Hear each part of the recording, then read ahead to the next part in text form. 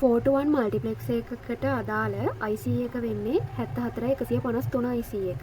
මේ IC එකට input ඔක්කොම 4යි, සිලෙක්ට් ඉන්පුට් 2යි. ඒ වගේම මේකට තියෙනවා enable ඉන්පුට් දෙකක්. මේ IC එකට enable ඉන්පුට් දෙකක් තියෙනවා. මේ enable ඉන්පුට් දෙක හැම වෙලාවෙම 0 තියෙන්න ඕන. 0 තියෙනම් 0 තිබ්බොත් විතරයි මේ සර්කිට් එක ක්‍රියාත්මක වෙන්නේ. 0 නැතුව එක තිබුණොත් enable ඉන්පුට් දෙකෙන් එකක් හරි එක වුණොත් මේ IC එක ක්‍රියාත්මක වෙන්නේ නැහැ. දැන් අපි බලමු output wave forms කොහොමද වෙනස් වෙන්නේ කියලා. 4:1 මල්ටිප්ලෙක්ස් එකේ S1 S0 අදාළව අපි truth table එකේ ලියා ගන්න ඕනේ. මෙන්න මේ විදිහට truth table එකේ S1 අපි වෙනස් කරනවා 0.01, S0 වෙනස් වෙනවා 0.1. ඊට අදාළ data line වෙන්නේ I0, I1, I2, I3. දැන් අපේ wave form එක අහනකොට D0 අදාළ wave form එකක් මේ විදිහට දීලා තියෙනවා. ඒක දෙන විදිය අනුව තමයි අපි තීරණය කරන්න ඕන.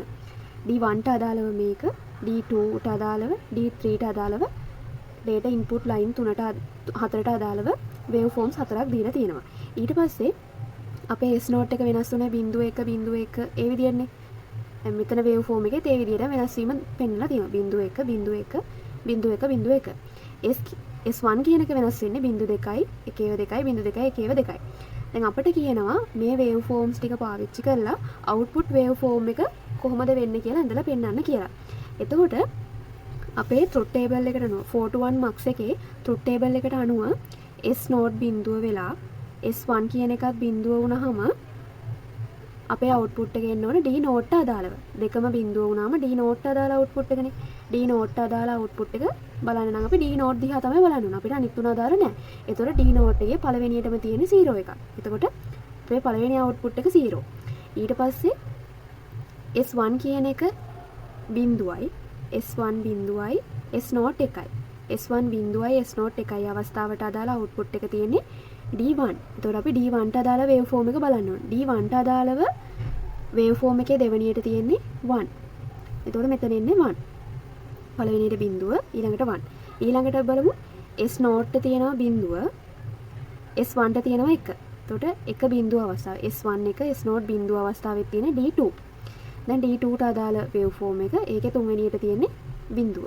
එතකොට මෙතන එන්නේ බිඳුව. ඒ විදිහටම S1 S0 කියන දෙකම එක වුණාම output එක එන්නේ D3 ට අනුව. මෙතන D3 බිඳුව. එතකොට මෙතනත් බිඳුව. ඊළඟ තියෙන දෙකම බිඳුව අවස්ථාව කලිනුත් ඒ වගේ එකක් ආවා. ඒකේ ඉන්නේ D0 ට අදාළවනේ. D0 වල මෙතන තියෙන 1. එතකොට මෙතන එන්නේ 1. දැන් S1 බිඳුවයි S0 කියන එක එකයි. එතකොට D1 ට අදාළ වෙන්නේ D1 ගේ මෙතන තියෙන බිඳුව. එතකොට මෙතන එන්නේ බිඳුව. ඒ විදිහටම දැන් S1 කියන එක ආපහු 1යි. S1 කියන්නේ 1යි, S0 බිඳුවයි. එතකොට D2 ට අදාළව D2 ගේ දැන් තියෙන්නේ මෙතන බිඳුවයි. එතකොට මෙතන එන්නේ බිඳුව. ඊළඟට දෙකම එක වෙන අවස්ථාවේ D3 ට අදාළව මෙතන 1යි තියෙන්නේ, මෙතනත් 1යි. ඒ විදිහට තමයි wave form එක අඳින්නේ. wave form එක දැන් multiplex එකක නම් ඒකේ input 4ට අදාළව වගේම select input දෙකට අදාළව wave forms ඔක්කොම දෙනවා. දීලා ඉවර වෙලා තමයි අපෙන් අහන්නේ output wave form එක කොහොමද කියලා. output wave form එක බලා ගන්න. අපිට දැන් select input දෙකත් එක්ක මොන input එකද ගන්න කියන එක දැනගන්න ඕනනේ. අන්න ඒකට අපිට multiplex එකකට අදාළ truth table එක ඕන වෙනවා. truth table එකත් එක්ක වෙන වෙනම බලාගෙන ගිහලා අපිට අදාළ input එකට අදාළ output එක ගත්තම හරියි.